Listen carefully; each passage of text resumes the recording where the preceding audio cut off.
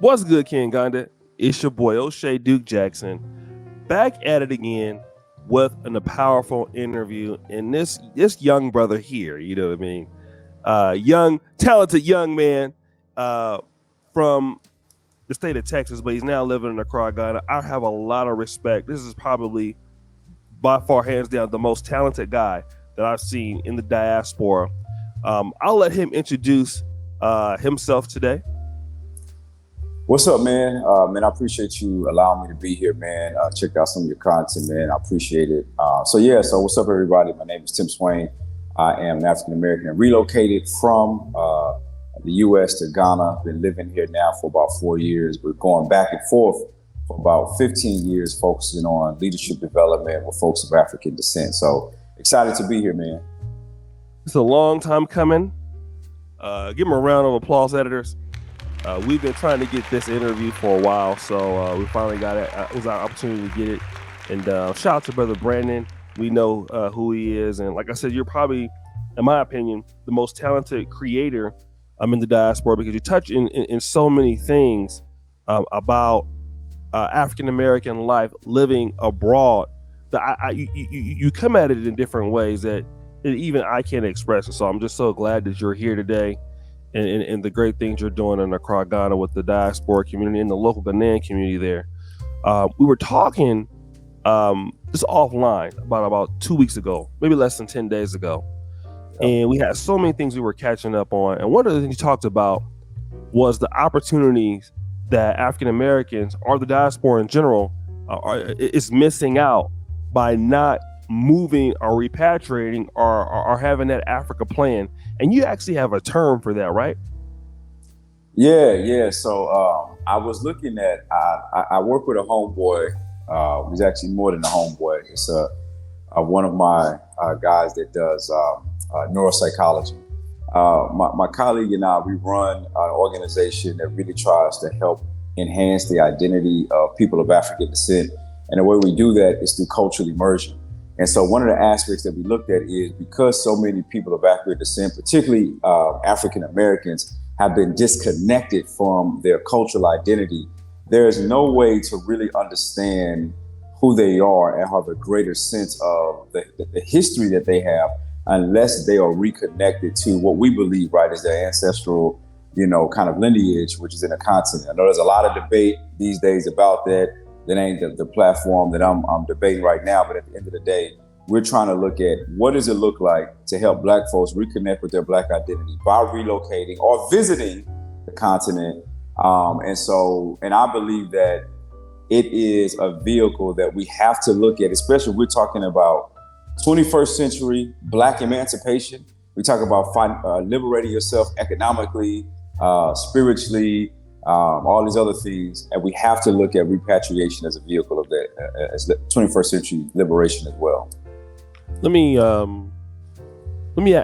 pose a question, because you're going to have some of those brothers and sisters out there that are also very, I would consider them pro-Black, but they would say, well, listen, why can't we do it in Jackson, Mississippi? We can, there's Atlanta, Georgia, there's Detroit.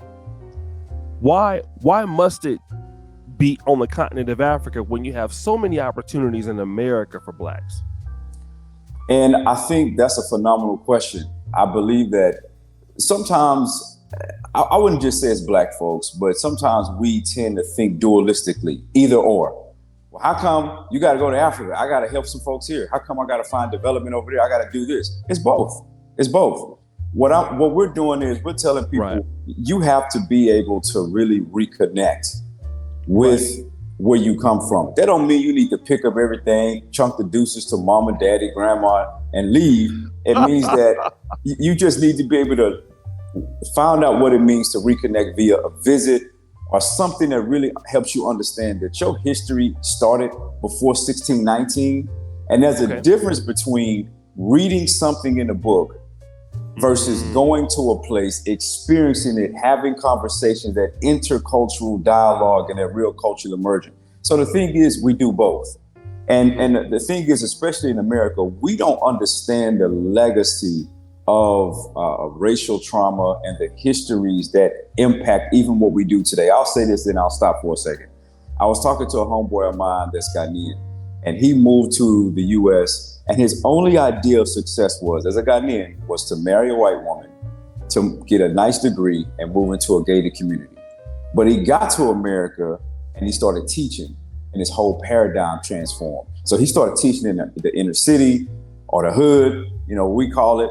And he started asking himself, like, why all these black kids don't have the same resources as some of the young white kids? And then when he started doing research, his whole paradigm transformed. So he started looking at the history that we went through. And one of the things that he mentioned on the phone call we had yesterday was, even for black folks in America, young men, one of the things they always talk about is respect. I would need somebody to respect me. If you disrespect me, disrespect my family, I'm going ham on you. But he even talked about that kind of expression of, if you don't respect me, I'm going to respond in violence, is directly linked to some of our racist kind of racial trauma. For example, when you had the slave master or the white folks back in the day, right, they demanded respect and they beat the respect in you. Well, not all of us, but older generations have seen Roots, right, where they beaten Kunta Kinte, and they beat him so many times, and they say, what's your name? And then finally he said, my name is Toby, right? And so even that in itself, right, how we demand respect, how we look at certain community values and practices are oftentimes linked to, into our slavery.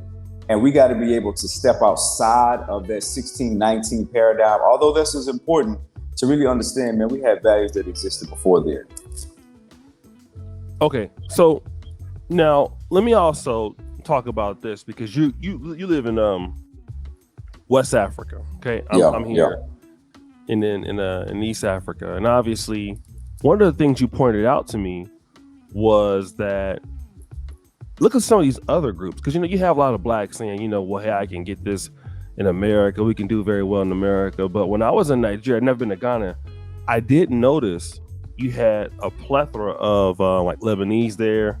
Yeah. You see a lot of all over Africa, Chinese, and you see people literally building their future right there in the heart of Africa. Even, in Kenya, which is, I don't know if you've been there before, but there's a big story about China Mart and how China Mart is actually taking so many customers from Kenyan businesses, and Chinese restaurants are refusing to serve Kenyans, but at the same time, building this wealth. Whereas almost everybody in Nairobi that's Asian is, at least, just like they even told me, she was like, look, most Chinese in Nairobi are middle to upper middle class to wealthy. There is no such thing as poverty amongst Asians in Nairobi city. So, and you look at the opportunity that the diaspora would have. I know the Ghanaian diaspora is really running the poultry industry, from what I understand here on YouTube. And they're taking advantage of that.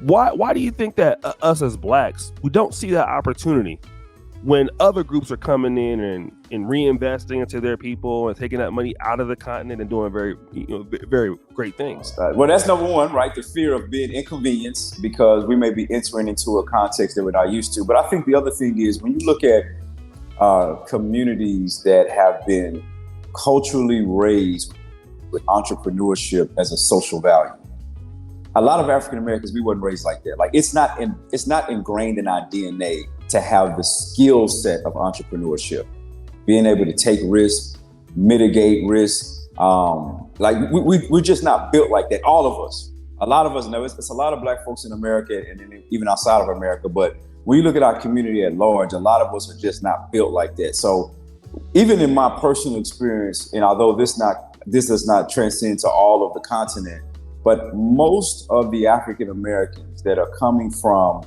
America to move to Ghana, per se, are either older age, where they are retired, so they've worked for a long time, right? And now they have the capital to start a business, or they don't even understand how even some capital avenues work to even be able to leverage capital from the U.S. to start a business in Ghana. Or you have younger folks that are coming from either working remote or something like that. So they're employees. And there's nothing wrong with being an employee. I mean, listen, folks got to eat out here in these streets.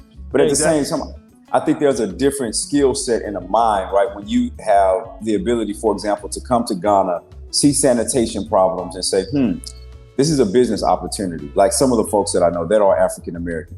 And then the other thing is capital, man, really knowing how to utilize capital in a way that it can work for you. And so many of us just don't know about when we even think about debt, we think of this is scary, I don't like it. So, and we don't even understand the levels of privilege and the access that we have, let's say, for example, in the States, to leverage that, especially in terms of capital, man, to leverage that on the continent. So I think two things, man. Number one, we don't grow up in an environment where entrepreneurship is a part of our fabric. And then number two, we may not know just the financial vehicles that are available to us to be able to impact and start businesses. Okay, that's a great response. Let me ask you this. You said we don't know our privilege for the things that we can leverage. Okay, I agree. But for those people who might not understand the context in which you're referring, can you go into detail about the privilege that we do have? Yeah, that's a great question. I'm glad you asked that, because I can hear some Black folks right now saying, man, this dude tripping. Do you know how long we've been oppressed? And I get it. Listen, it's a fact. But let me tell you something. Let me just take, for example, I go back to Ghana so much because that's my context. In Ghana, we have little to no credit systems. Everything is cash-based. Now, some people may say that's good because we don't need to have debt. Well, it's good if you didn't have an income to the average cost of living that was absolutely disproportionate. Let me give you a couple examples. The average person in Ghana is not driving or taking local transportation. But let's just say, for example, the average person is making a middle class income, which is around 2,500 to 3,000 CDs, which is around maybe about $280 to $300. Right? A month. Now, let's say that person has a car and they have to fill up a very small, like one of those small compact cars once a week. That's going to cost that person, realistically, depending on how far they're driving, realistically about 70% of their income. So imagine, right? In America, I'm talking about the cost of living versus the average income. So that person may be spending 2,000 CDs a month just on gas, and I'm only making 3,000. So imagine, right, in America, the average person makes about $50,000 a year according to the Federal Bureau of Statistics. So you're taking home about 4,000. Imagine if it cost you $3,000 a month just to fill your gas tank up. Wow. Like you wouldn't be able to survive. And then when it comes to things like credit systems, if you want to own a home in America, you could, depending on where you live, let's say you're living in the Midwest where I lived in Indianapolis, right? If you're making $50,000 a year before taxes, you can own a decent home in a safe neighborhood at a very low interest rate.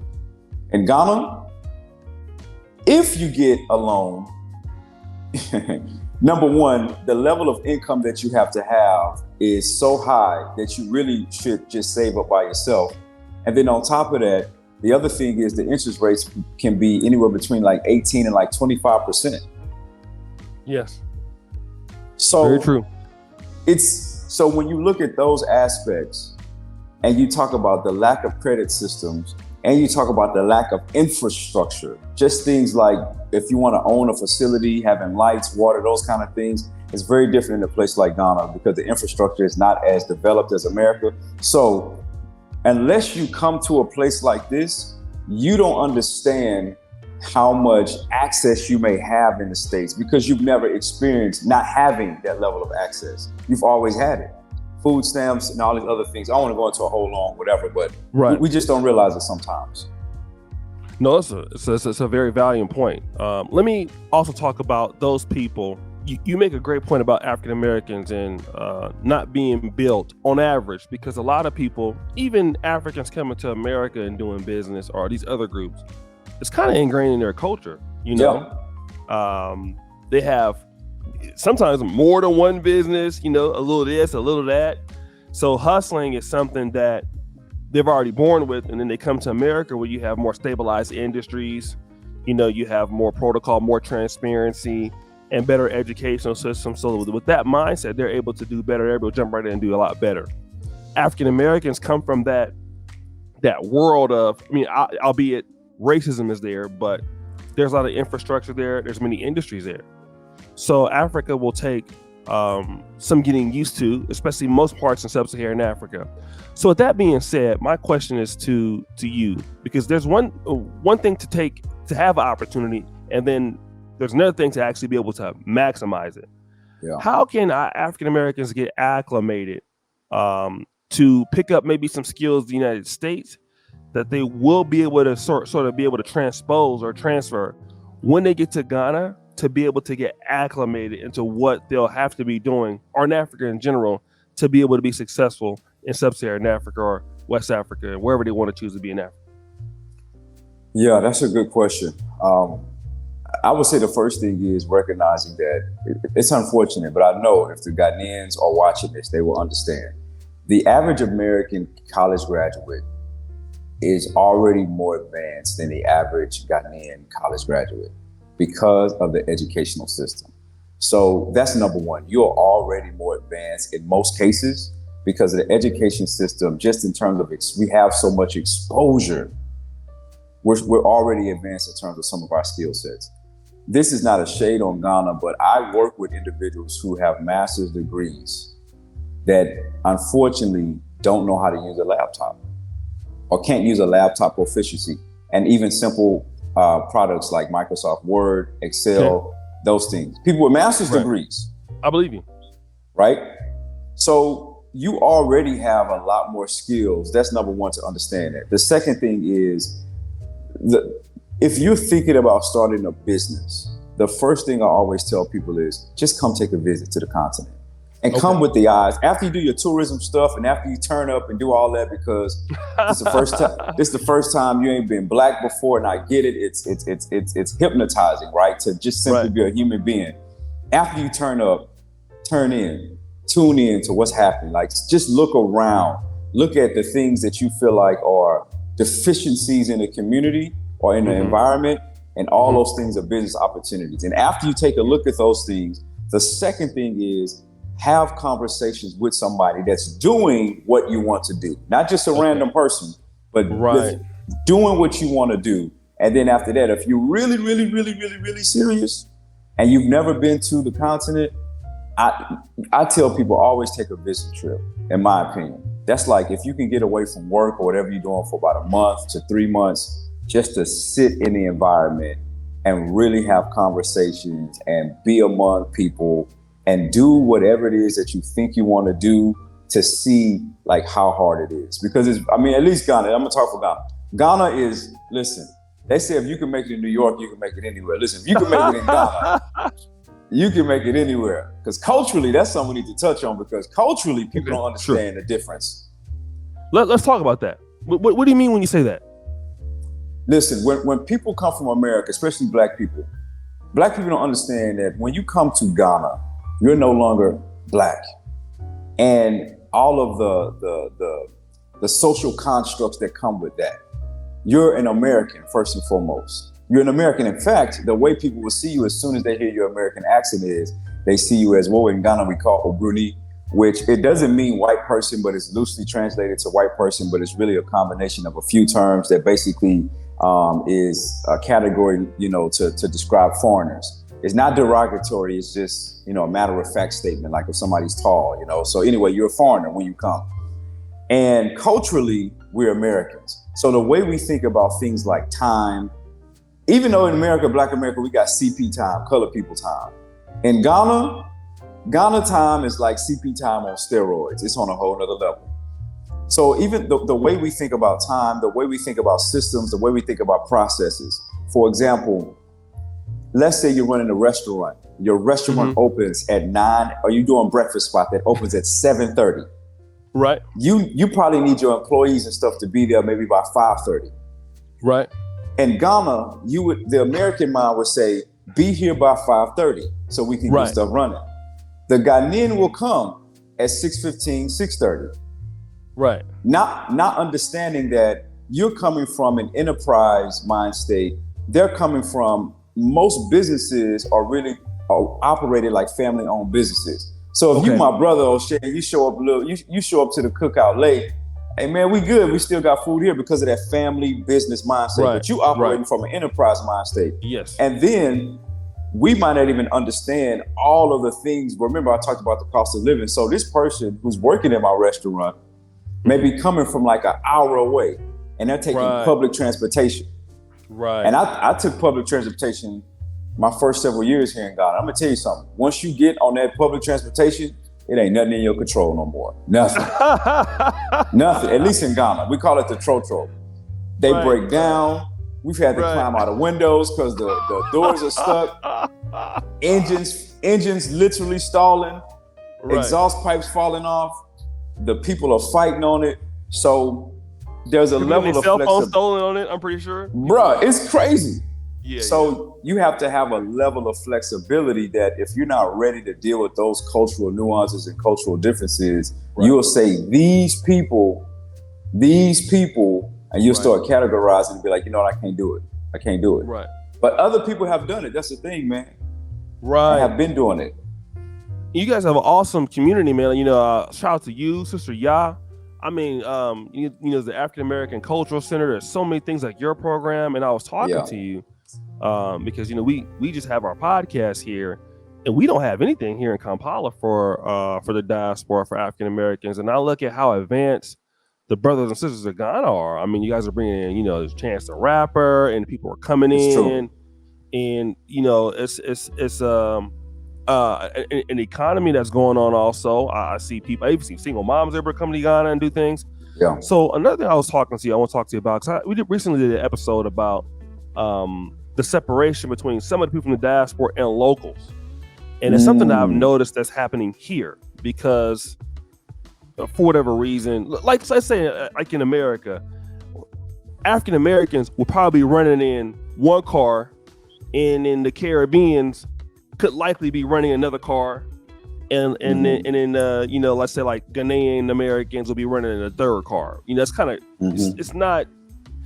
You do have more integration, but it's not unlikely to see that. But what I've noticed here is that in Kampala, you see African Americans that are here, Black British that are here, Caribbeans that are here, and also Ugandans that were raised in America running in the same car, right? And then you see that separation happening because I've heard so many bad stories of a brother and sister trying to come back and do something on the continent, and then unfortunately a person that might be local may or may not see you in the same way that you see them, and then look at you as an opportunity to take advantage of you and things like that. And I know that Ghana, you guys have a little bit more better processes than we do, but let's talk about that for somebody wanting to come, let's say even to Ghana, and you want to you know, maximize the opportunity, but unfortunately you have people that that will get over on you and will sell you an idea that's an opportunity because you are an American. Americans are ambitious. Not to say that Africans are not ambitious, but Americans are really like let's do it right now, let's get it done. And then, you know, I noticed here that you have to be a little bit more cautious. You have to go a little bit slower. There's a saying that says if you rush, you crush, right? So how do you mitigate that situation as an African American or somebody from the diaspora wanting to come back and do something, but you know, there is that opportunity that you could get scammed or you could be lied to. Yeah, I mean, it happens. It's not you can be, you will be. You will be at some point. That's true. I mean, but that's just the cost that you have to count the cost. And I say this because I'm trying to think about saying this with a new mind of somebody who I heard so many times. If I'm gonna go through all that, I might as well stay my black butt right here. And so, number one, I think the difference is you will take some L's. That's a fact. The number one thing I think people need to do is, man, you got to come and visit. You have to come and check out what's happening on the ground, and you have to have relationships with people that you trust who can stand in the cultural gap. Because as much as you think you're black, we all black, your black experience as an American in a nation with 320 million people, where in my home city, Houston, Texas, has a GDP greater than a whole country of Ghana, we ain't got the same experience as the average Ghanaian. So you have to understand that you're coming in as a different person. And I think that subconsciously, we still also have a colonial mindset, even as black folks. We come in we don't recognize it, but we still portray some, legacies of colonization where we come in and try to run stuff and tell people what to do. And a lot of us, we may not want to admit it, but a lot of us even have a mentality where we are superior than some Africans. And the way that you know it is by how you share trust and how you share resources with people. That's how you really know how you feel about somebody, when those two got to come in. So number one, man, you have to come with a mind state of understanding that I don't know nothing. And I think I know how to do this better and do that better, but I don't know nothing. Like, you literally have to come. Right. I say this, the same way you want that white person, let's say a white person's coming to the hood, it's like, yo, I'm finna fix the hood up. The same way you would tell that person to approach the community is the way that you should approach the community on the continent. Exactly. Okay, no, you articulate that very, very well. There's actually a few more questions. So basically, with this whole repatriation situation in building wealth, like you said, it can be done at the same time, right? I don't know why we always make it either or, because hey, that's what I did. Like I have, I was going back and forth to where I was still living my life. In fact, there's only one way to do it, which is doing both at the same time. You cannot repatriate to Africa successfully without doing both at the same time, theoretically. So, my situation is this. If you decide that you do like it, and you want to, you come to Accra, you like what you see there. What's the next step? You decided, okay, this is what I like. I think this is for me. What's the next step in your opinion? I think you need to, I'm a little bit more cautious. I know a lot of people, well, depending on the level of complexity of your life, the more planning you're gonna have to do. If you're a single person in good health, no issues, you may not take as much time to plan. Yeah, very if you got health issues or if you got a family, that's gonna take more time to plan, because again, even when you got the level of health care that you may be used to in the States. So the next step is, I tell people is, if you, let's say you've done a visit, you've done your vision trip, you've done all that, then you just execute. You come, get your place to live, number one. You always gotta have a place to live. My dad always taught me, number one, you always gotta have a place to live and food to eat. So get your place to live. And I think that if you can, I say the first year, build as many relationships as possible, because a good relationship will accelerate, especially in Ghana, and I think it's across the continent too, just because of how we work. A good relationship will accelerate your processes by like 1,000. The stuff in America, let's say for example, in America, you may be able to like open up a business and do all this stuff, and you can do all that in 6 months, you got a timeline. In Ghana, you can do the same thing, but in terms of like doing it in a way that's mitigating the level of risk that you would take, the money that you would lose, and all the other kind of stuff, a good relationship, a process that may take, doing something with no relationship may take you 4 months in Ghana. Doing something with a relationship may take you 4 days.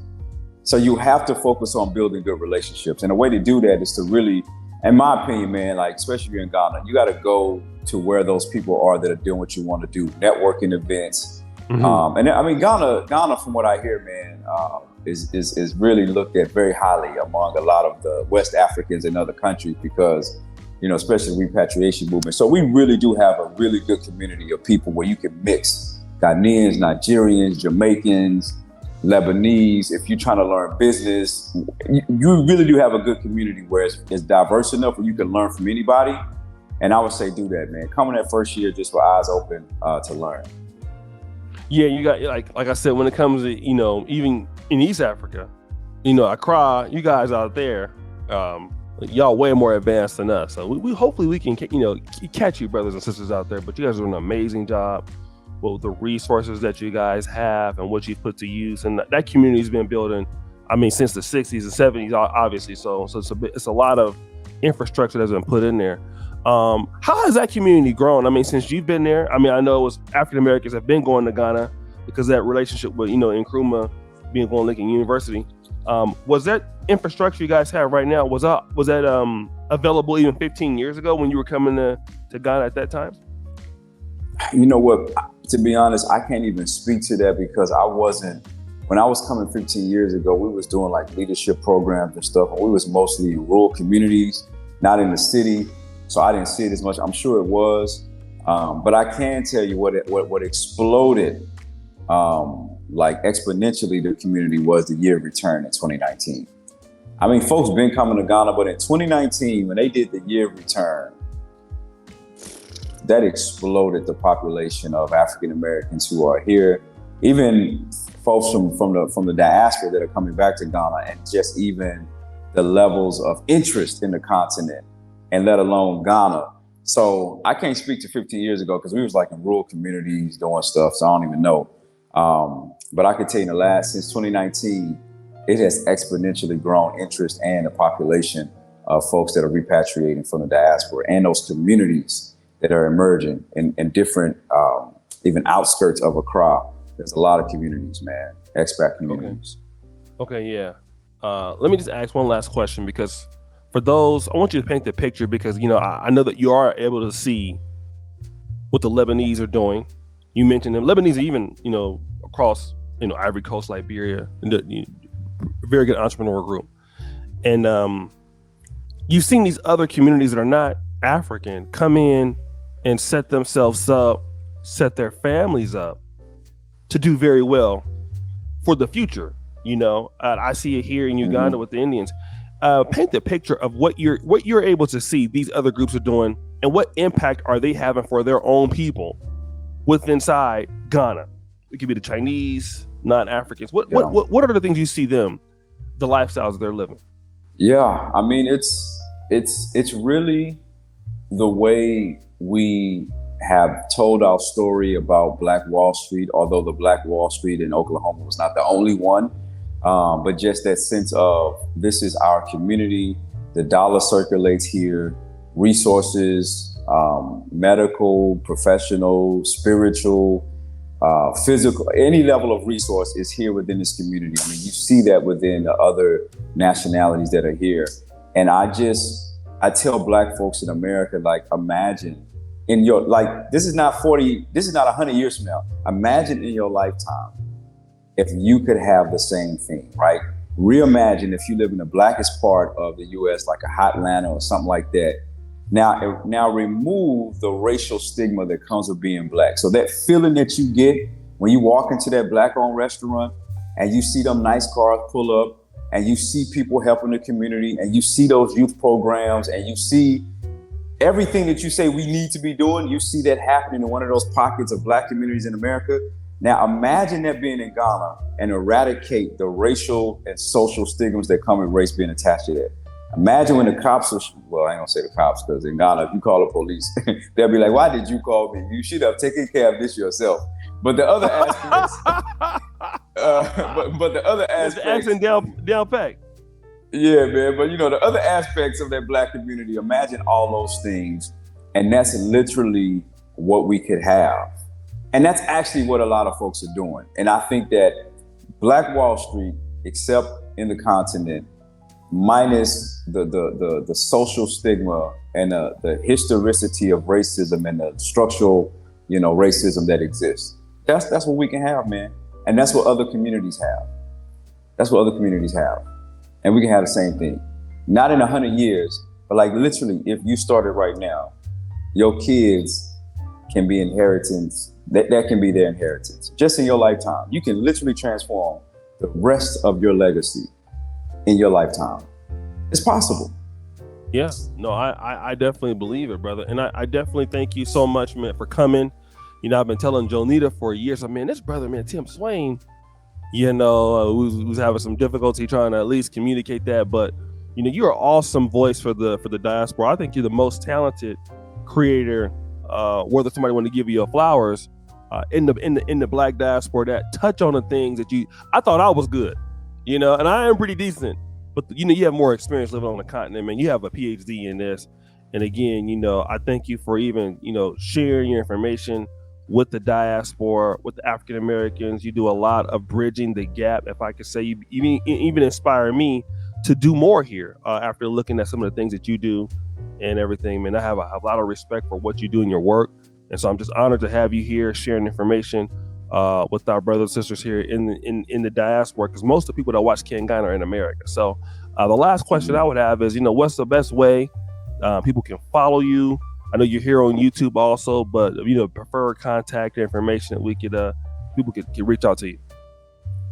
Yeah, most definitely. Well, I appreciate you having me, man, and for the platform that you provided for folks like myself, and even providing a platform to show conversations that are critical across the diaspora in Africa with people that are doing it. So that's tremendous in itself. So I want to say I appreciate that. Folks, I'm on YouTube. Everything is Tim Swain. That's Tim, last name Swain, like you see on the screen.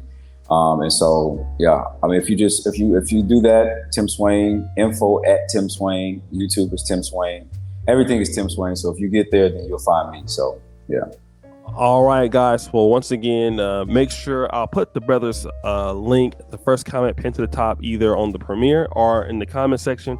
Make sure you go and subscribe at the bell. He has wonderful content. Again, like I said, I believe he's the best at explaining what happens as an African American living in Africa and Ghana. I think a lot of those same rules apply wherever you live, especially a place like even Uganda. So it's from what I can say, it's very similar. And again, I want to thank him for him spending his time with us today. Guys, check him out at his channel. And as you know, we thank you so much. Keep it real. Ghana forever. We out.